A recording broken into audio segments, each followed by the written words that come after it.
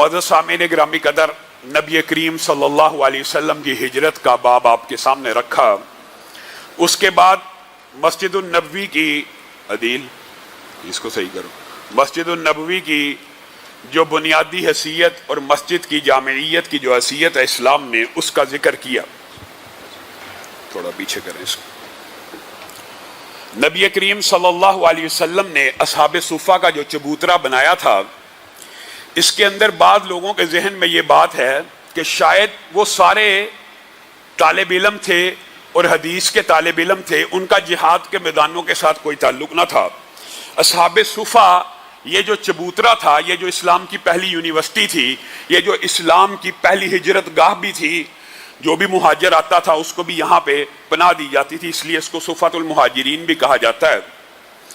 نبی کریم صلی اللہ علیہ وسلم نے یہاں پہ تربیت کا یہ انداز بنایا ہوا تھا کہ یہاں پہ صرف ابو ہریرہ یا ابو ذر غفاری اصحاب صفہ میں شامل نہیں تھے، بلکہ غسیل الملائک کا حضرت حنظلہ بھی اسی مدرسے سے فارغ ہیں، حباب بن ارت بھی اسی مدرسے سے فارغ ہیں، بلال بن رباح بھی اسی مدرسے کے ہیں، حذیفہ بن یمان بھی اسی مدرسے کے ہیں، عبداللہ بن مسعود بھی اسی مدرسے کے ہیں، ارباز بن ساریہ بھی اسی مدرسے کے ہیں۔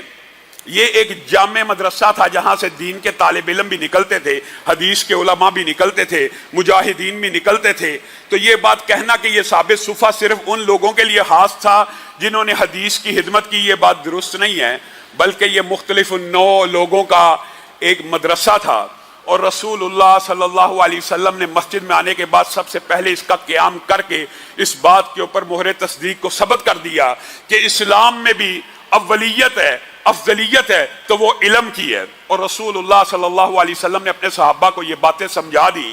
اور امام ابن قیم نے کیسی خوبصورت بات کی کہ جس طرح آسمان ستاروں سے مزین ہوتا ہے، طرح طرح کے ستارے آسمان کو رونق بخشتے ہیں، جب انسان رات کو تاریکی میں آسمان کو دیکھے تو مبہوت ہو کے رہ جاتا ہے، حیرت زدہ ہو کے رہ جاتا ہے کہ آسمان کو اللہ تعالیٰ نے کتنا پیارا سجایا ہے۔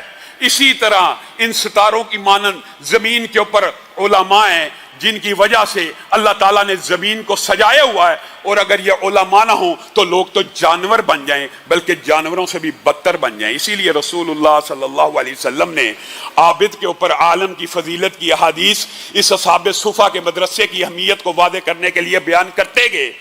کس قدر احادیث ہیں، بے شمار احادیث ہے علم کی فضیلت کے اوپر، عالم کی فضیلت کے اوپر، کہ عالم کی عابد پہ کتنی بڑی فضیلت ہے۔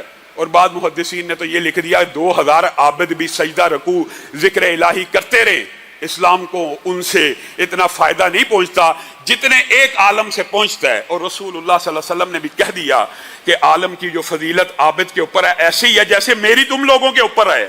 اور رسول اللہ صلی اللہ علیہ وسلم نے یہ ساری فضیلتیں اصحاب صفہ کی اہمیت کو ظاہر کرنے کے لیے کی۔ اور اگر آپ سمجھتے ہیں کہ دینی مدارس کی، دین کے طلباء کی کوئی حیثیت نہیں ہے، تو رسول اللہ صلی اللہ علیہ وسلم نے تو یہاں تک کہہ دیا جب بندہ گھر سے نکلتا ہے علم حاصل کرنے کے لیے، آج جمعے میں آپ دین کی کوئی بات سمجھنے کے لیے آئے ہیں، تو محدثین نے یہ بھی لکھا کہ جو دین سیکھنے کے لیے صرف گھر سے نکل جاتا ہے، مستقل کی بات نہیں ہے، مسجد میں آئے ہیں کہ دین کی چند باتیں سیکھ لیں، ابھی وہ بندہ گھر سے نکلتا ہے، آسمان کے فرشتے نازل ہوتے ہیں، ان کے پاؤں کے نیچے اپنے پروں کو بچھا دیتے ہیں، سمندر کی مچھلیاں، بلوں کی چونٹیاں ان کے لیے دعائے مغفرت شروع کر دیتی ہیں۔ تو جو بندہ سارا سال ہی مدرسے میں ہو، جو بچہ ہمیشہ ہی دین کا طالب علم ہو، ایک دفعہ چل کے آنے والے کی یہ فضیلت ہے تو ہمیشہ کے لیے پڑھنے والے کی کیا فضیلت ہوگی، آپ خود اندازہ کر لیجئے۔ ان کے جو فضائل ہیں ان میں سے یہ ایک لمبا باب ہے، چونکہ سیرت کے اندر آیا ہے اس لیے اس کو تیزی سے بیان کر کے آگے چلیں گے۔ ان کی فضیلت کو سمجھنے کے لیے رسول اللہ صلی اللہ علیہ وسلم کی ایک حدیث بڑی اہم ہے۔ حضرت فاطمہ ان کے ہاتھوں پہ چھالے پڑ گئے، چکی چلا چلا کے چھالے پڑ گئے۔ حضرت علی نے کہا کہ جاؤ اپنے بابا کو، کوئی اتنے غلام آتے ہیں، مال غنیمت آتا ہے، یہ غلام ہمیں بھی دے دیں، یہ دنیا کا سب سے عظیم باپ ہے اور یہ کائنات کی سب سے افضل بیٹی ہے۔ آج میں اور آپ بھی بیٹیوں والے ہیں، ہم اپنی بچیوں کی کیسی تربیت کرتے ہیں۔ اگر ہماری بچی کو آ کے کہے کہ بابا ہاتھ چھلنی ہو گئے ہیں، آٹا پیس پیس کے، چکی چلا چلا کے تو آج کا باپ کہے گا بڑا ظالم ہے تیرا خاوند، تیری ہیلپ نہیں کرتا، تیری مدد نہیں کرتا، تجھے کام والا نہیں لا کے دیا۔ رسول اللہ اپنی بیٹی کو کہہ رہے ہیں وہ مرد درویش علی ہے، اس کی خدمت میں اپنے آپ کو کھپا لے، اس کی خدمت میں اپنے آپ کو کھپا لے۔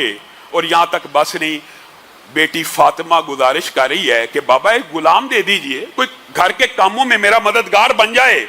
رسول اللہ صلی اللہ علیہ وسلم کہتے ہیں میں تجھے کیسے غلام دوں، میں تجھے کیسے غلام دوں جب تک اصحاب صفہ کے کھانے پینے کا، رہائش کا، اس مدرسے کا مکمل انتظام نہیں ہو جاتا، میں محمد صلی اللہ علیہ وسلم تجھے غلام نہیں دے سکتا۔ رسول اللہ اپنی بیٹی کے اوپر کس کو ترجیح دے رہے ہیں؟ دین کے طلباء کو، دین کے علماء کو۔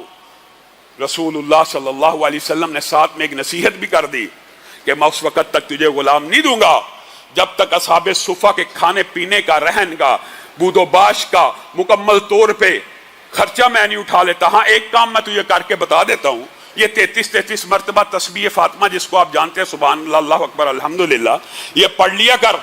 جب رات کو پڑھے گی سارے دن کی تھکاوٹ اتر جائے گی اور اللہ کے ہاں تیرا درجہ بلند ہوتا چلا جائے گا۔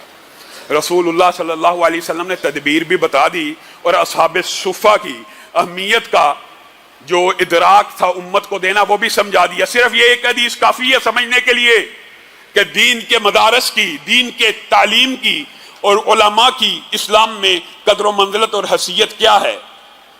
آج ہم نے مسجد سے ناطہ توڑ دیا۔ آج مسجد جو ہے وہ جامعیت کی بنیاد نہیں ہے، آج مسجد عدالت بھی نہیں ہے، آج مسجد پریزیڈنسی بھی نہیں ہے، آج مسجد کمیونٹی سینٹر بھی نہیں ہے۔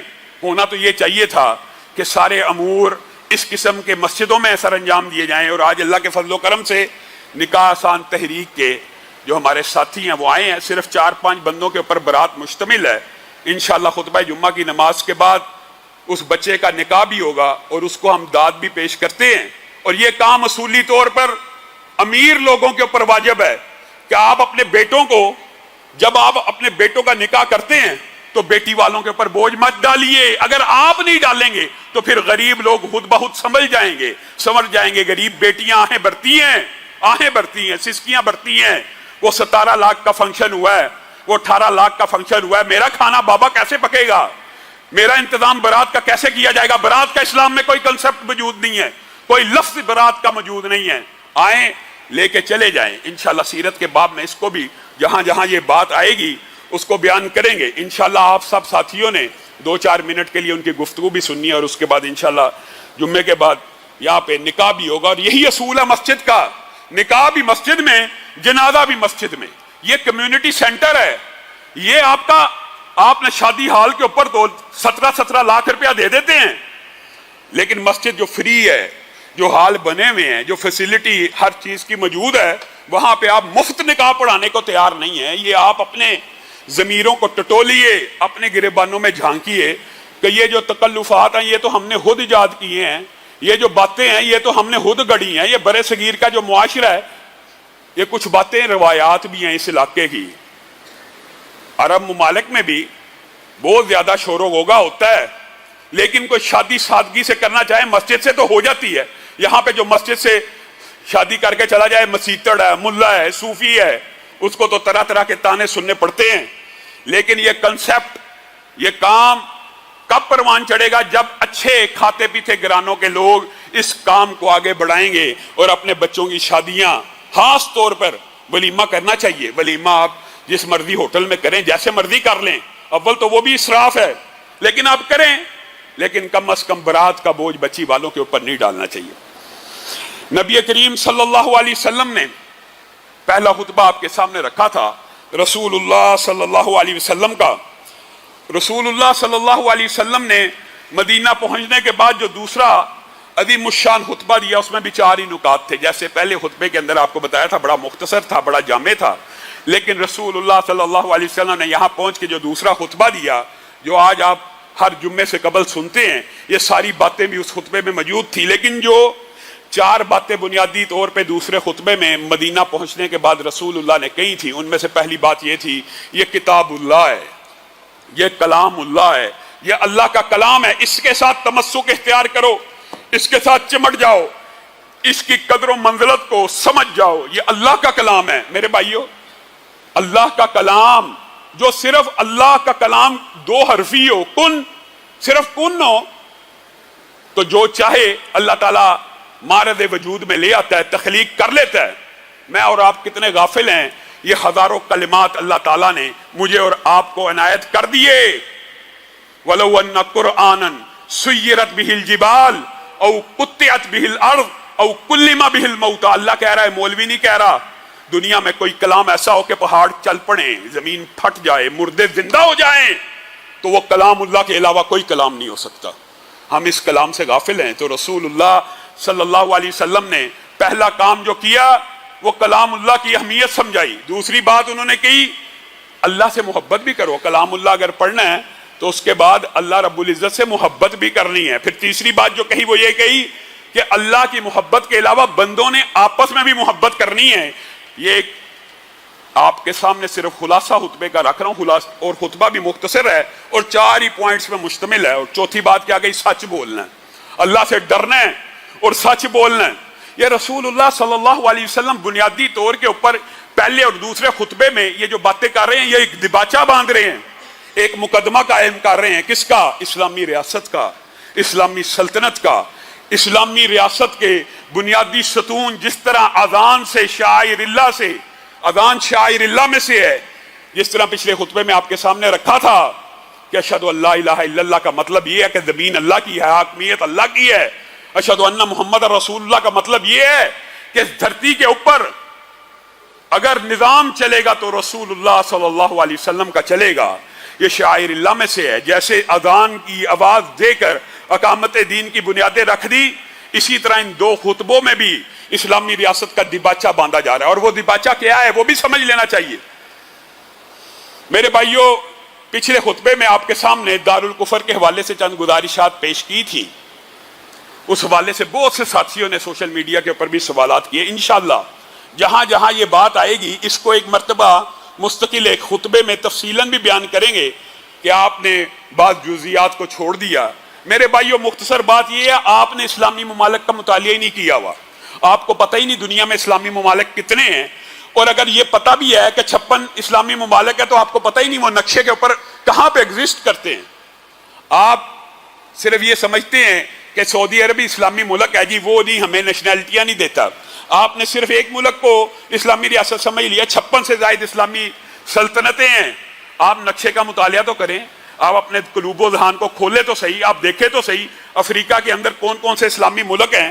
آپ کو کس نے کہہ دیا جی اسلامی ملک ہمیں آنے کی اجازت نہیں دیتے؟ یہ غلط فہمی ہے۔ انشاءاللہ جب موقع آئے گا تفصیلاً اس کو دوبارہ بیان کریں گے اور جو جزئیات رہ گئی ہیں اس کو بھی بیان کریں گے۔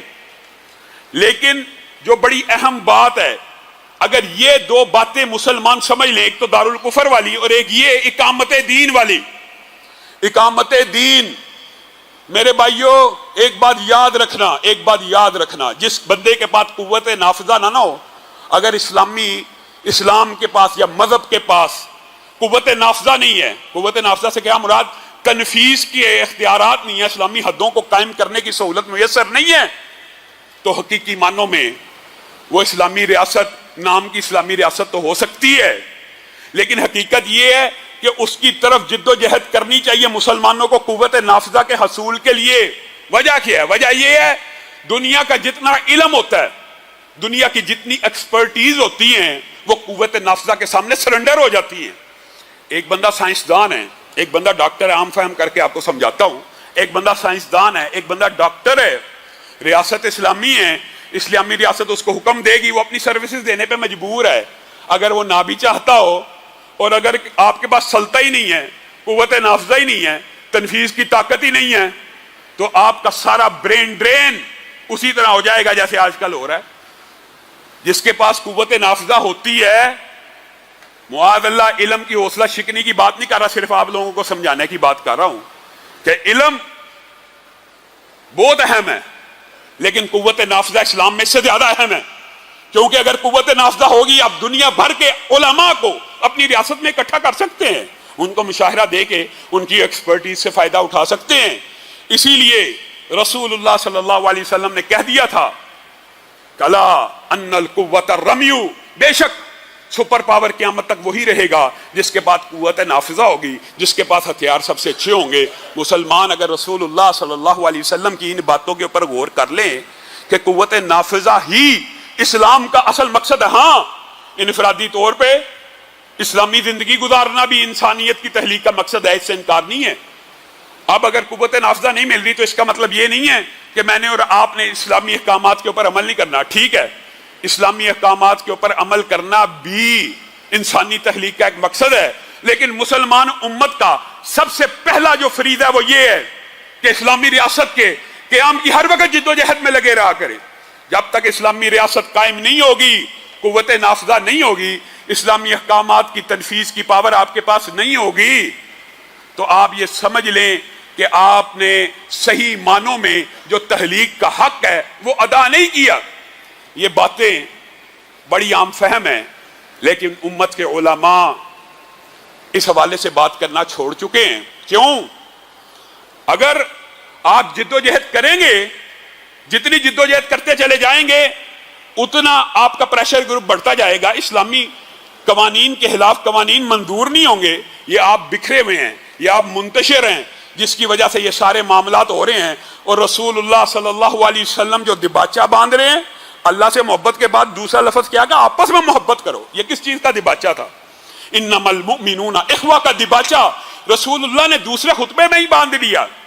اور ایک طرف رسول اللہ حدیث بیان کر رہے ہیں، لا تباغضوا ولا تحاسدوا ولا تدابروا وكونوا عباد اللہ اخوانا، آپس میں حسد بغض نہ کرو، ایک دوسرے سے منہ مت پھیرو، اللہ کے بندے بن جاؤ۔ ایک طرف رسول اللہ یہ حکم دے رہے ہیں، دوسری طرف اسی سے ملتی جلتی آیات اللہ بھی نازل کرتا چلا جا رہا ہے۔ وَاعْتَصِمُوا بِحَبْلِ اللَّهِ جَمِيعًا وَلَا تَفَرَّقُوا وَاذْكُرُوا نِعْمَةَ اللَّهِ عَلَيْكُمْ إِذْ كُنْتُمْ أَعْدَاءً فَأَلَّفَ بَيْنَ قُلُوبِكُمْ فَأَصْبَحْتُمْ بِنِعْمَتِهِ إِخْوَانًا۔ یہاں رسول اللہ کہہ رہے ہیں کہ مسلمان کا بھائی ہے، وہ اس کے اوپر ظلم نہیں کرتا، وہ اس کا ساتھ دیتا ہے، وہ اس کی مدد میں لگا رہتا ہے۔ جب تک وہ اس کی مدد میں لگا رہتا ہے اللہ اس کی مدد میں لگا رہتا ہے۔ جب تک وہ بندہ مسلم کسی مسلمان کی مدد میں لگا رہتا ہے اللہ اس کی مدد میں لگا رہتا ہے۔ کوئی بندہ مسلم کسی مسلمان کی جب مصیبت کو یا مشکل کو دور کرتا ہے، یہ حدیث رسول ہے، اللہ آسمان کی بلندیوں سے اس بندے کی مشکلات دور کرنا شروع کر دیتا ہے۔ جب بندہ مسلم اپنے کسی مسلمان بھائی کے عیبوں کی پردہ پوشی کرتا ہے تو اللہ آسمان کی بلندیوں سے اس بندے کے عیبوں کی پردہ پوشی کرنا شروع کر دیتے ہیں۔ یہاں پہ رسول اللہ صلی اللہ علیہ وسلم اس طرح کی احادیث بیان کر رہے ہیں، اوپر سے قرآن کی آیتیں بھی اسی طرح کی نازل ہوتی چلی جا رہی ہیں کہ اس اللہ کی نعمت کو یاد کرو جب تم آپس میں ایک دوسرے کو کاٹ کھانے کو دوڑتے تھے، اللہ تعالیٰ نے اس دین کی وجہ سے تمہیں ایک کر دیا، تمہارے دلوں میں محبت کو ڈال دیا۔ یہ کس چیز کا دباچہ ہے؟ یہ مواخات مدینہ کا دباچہ ہے۔ رسول اللہ صلی اللہ علیہ وسلم نے ان حدیث کو بیان کرنے کے بعد، قرآن پاک کی ان آیتوں کو بیان کرنے کے بعد ایک عظیم الشان بنیاد رکھی مدینہ کے اندر۔ ریاست کا پہلا پلر، ریاست کے قائم ہونے کا پہلا جو ستون تھا وہ کیا تھا؟ وہ یہ تھا کہ تم آپس میں بھائی بھائی ہو۔ مسلمانوں، یہ نہ سوچنا انصاریوں کہ تم انصاری ہو اور یہ مہاجر ہیں، یہ نہ سوچنا کہ ہم آپس میں بھائی نہیں ہیں، بلکہ پھر رسول اللہ صلی اللہ علیہ وسلم نے جب کہہ دیا کہ مسلمان آپس میں بھائی بھائی ہیں، مومن آپس میں بھائی بھائی ہیں، جب یہ باتیں کر دی پھر رسول اللہ صلی اللہ علیہ وسلم نے ایک درجہ اور آگے کا سٹیپ لیا۔ اور وہ سٹیپ کیا تھا؟ رسول اللہ صلی اللہ علیہ وسلم نے بعض صحابہ کی آپس میں اخوت قائم کی۔ ویسے تو مسلمان سارے ہی ایک دوسرے کے بھائی بھائی ہیں، میرے بھائیوں یہ باتیں آپ نے سنی ہوں گی، مسلمان بھائی بھائی ہیں، لیکن آپ نے اس کی گہرائی کے اوپر غور نہیں کیا۔ یہ رسول اللہ صلی اللہ علیہ وسلم کی جو تبلیغ ہے، جو محنتیں ہیں، اس کی پہلی بنیاد یہ ہے کہ تیری میری محبت اللہ کے لیے ہونی چاہیے، تیرا میرا رشتہ اللہ کے لیے ہے، تیرا میرا اگر عقیدت و احترام کا رشتہ بھی ہے تو ذات کی وجہ سے نہیں، اللہ کے لیے ہونا چاہیے۔ ہمیں ایک دوسرے کا مددگار دین کی وجہ سے ہونا چاہیے، ہم ایک دوسرے کی مشکل دور کریں اللہ کی رضا کے لیے، ہم ایک دوسرے کے عیبوں کی پردہ پوشی کریں اللہ کے لیے۔ ہر کام میں اللہ کی اگر ہم موجودگی اور پریزنس اور ایگزسٹنس کو مد نظر رکھیں گے تو نبی کریم صلی اللہ علیہ وسلم نے یہاں تک کہہ دیا کہ پھر جو دو محبت کرنے والے ہوں گے قیامت کے دن ان کو آواز پڑے گی، کہا ہے اللہ کے لیے محبت کرنے والے آ جائیں، ان کے لیے یہ نور کے ممبر قائم کیے ہوئے ہیں، یہاں پہ بیٹھ کے قیامت کی ساری کاروائی دیکھنا شروع کر دیں۔ اللہ ہمیں ایک دوسرے سے اللہ کے لیے محبت نصیب فرمائے۔ اور یہ چھوٹی بات نہیں، ہم یہ سمجھتے ہیں چھوٹی بات ہے۔ رسول اللہ صلی اللہ علیہ وسلم نے کہا اللہ کے لیے محبت کرنے والے دلوں کو ایک تو اللہ تعالیٰ ویسے ہی قیامت کے دن معاف کرے گا، اور پروٹوکول یہ دے گا، نور کے ایسے ایسے ممبر ہوں گے کہ جن کے اوپر جب ان کو بلایا جائے گا نا کہ یہاں پہ بیٹھ کے کاروائی دیکھو قیامت کے دن کیسے حساب کتاب ہوتا ہے، تو انبیاء ان نور کے ممبروں پہ رشک کرنا شروع کر دیں گے۔ یہ بات نہیں کہ انبیاء کا مقام اس سے نیچے ہوگا، نہیں، یہ صوفیوں کا فلسفہ تو ہو سکتا ہے، انبیاء ہر حالت میں امتیوں سے اعلیٰ ہیں، لیکن رشک کیوں کریں گے کہ انہوں نے کیا کام کیا جو اتنے اونچے نور کے ممبر عرش کے قریب اللہ نے عطا کر دیے۔ انبیاء کو بھی یہ بتایا جائے گا یہ اللہ کے لیے ایک دوسرے سے محبت کرتے تھے۔ بس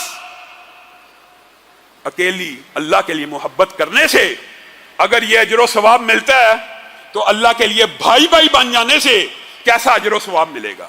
محبت تو ابتدا ہوتی ہے بھائی بننے کی، بھائی کا رشتہ تو محبت سے آگے کا رشتہ ہے۔ تو رسول اللہ صلی اللہ علیہ وسلم نے یہ سارا دباچہ باندھنے کے بعد مواخات مدیدہ کی بنیاد رکھ دی۔ کیا کہا؟ عبد الرحمن ابن عوف تیرا بھائی آج کے بعد سعد بن ربیع ہے، ابو عبیدہ ابن جراح تیرا بھائی آج کے بعد سعد بن معاذ ہے، عمار بن یاسر تیرا بھائی آج کے بعد حذیفہ بن یمان ہے، سلمان فارسی تیرا بھائی ابو درداء ہے۔ اور اگر ان عظیم الشان نفوس کی، ان نفوس قدسیہ کا ذکر آیا تو آپ حیران رہ جائیں گے کہ ان صحابہ نے جب رسول اللہ سے یہ بات سنی، عبد الرحمن ابن عوف نے اور سعد بن ربیع نے جب یہ بات سنی کہ رسول اللہ نے ہمیں آپس میں سگے بھائی جیسا کر دیے۔ سعد بن ربیع کی 2 بیویاں تھیں، انہوں نے عبد الرحمن ابن عوف کو کہا کہ شریعت کے اندر شادی کے لیے ایک مرتبہ دیکھنا جائز ہے، یہ محبت ہے، یہ اثار ہے، یہ قربانیاں جو انصاریوں نے دی ہیں۔ سعد بن ربیع کیا کہتے ہیں؟ عبد الرحمن میری 2 بیویاں ہیں، ایک مرتبہ دونوں کو دیکھ لے، جو تجھے پسند آتی ہے میں اس کو طلاق دیتا ہوں، اس سے شادی کر لے۔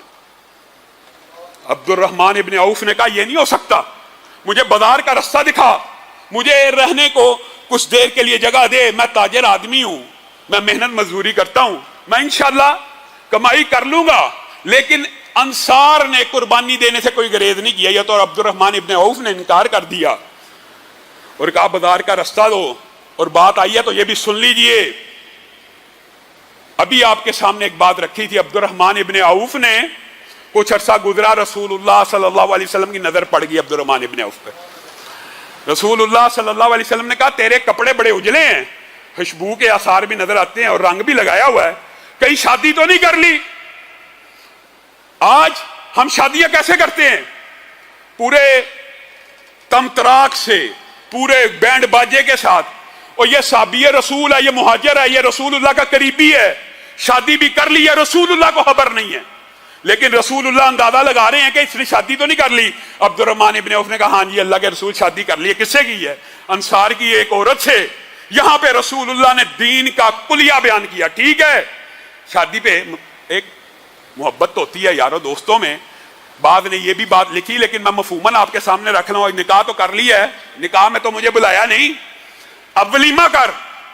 جو بھی بندہ نکاح کرے اسلام کی بنیاد یہ ہے کہ وہ ولیمہ کرے، اور ولیمے میں اپنے دوستوں کو بلائے، اپنے اعزاء و اقارب کو بلائے، جو جی چاہے جتنی پسوی ہے جتنی استطاعت ہے بلا لے، ولیمے میں بلائے، ولیمے میں بلائے۔ آج ہم الٹی گنگا بہتی ہے، برات کے اندر ویگنیں بھی آ رہی ہیں، بسیں بھی آ رہی ہیں، اور ولیمے کے دن جی فلاں رشتہ دار کو یہ مسئلہ پڑ گیا تھا، فلاں بلایا ہی نہیں، اپنی باری آئی تو بلایا بھی نہیں، اور برات جانی ہے تو فلائنگ کوچیں بھر بھر کے آ رہی ہیں، بسیں بھر بھر کے آ رہی ہیں۔ یہ عبد الرحمن ابن عوف، ان کی مواخات ہوئی، چند دنوں میں اللہ تعالیٰ نے ایسی برکت ڈالی، امیر ہو گئے، مدینہ میں بھی امیر۔ اور دوسری مواخات جو سلمان فارسی اور ابو درداء کے مابین ہوئی، یہ بھی عظیم الشان مواخات کا۔ دیکھیں اللہ کے رسول نے بھائی بھی بنایا تو کیسے لوگوں کو آپس میں بنا دیا کہ ایک دوسرے کی اصلاح بھی کرتے رہیں اور ہم ذہن بھی ہوں۔ حضرت سلمان فارسی ایک دن حضرت ابو درداء کے گھر پہنچے، ابو درداء کی بیوی کو دیکھا، نارمل کپڑے، اجڑا ہوا حلیہ، کوئی تیاری نہیں، ایسے محسوس ہی نہیں ہو رہا کہ یہ عورت کی شادی ہوئی ہے۔ کیا بات ہے ام درداء، کیا مسئلہ ہے؟ کہا آپ کے جو بھائی ہیں ان کو کوئی حاجت ہی نہیں میرے پاس آنے کی، آتے ہی نہیں تو میں بھی تیار ہوتی. حضرت سلمان فارسی نے کہا اچھا.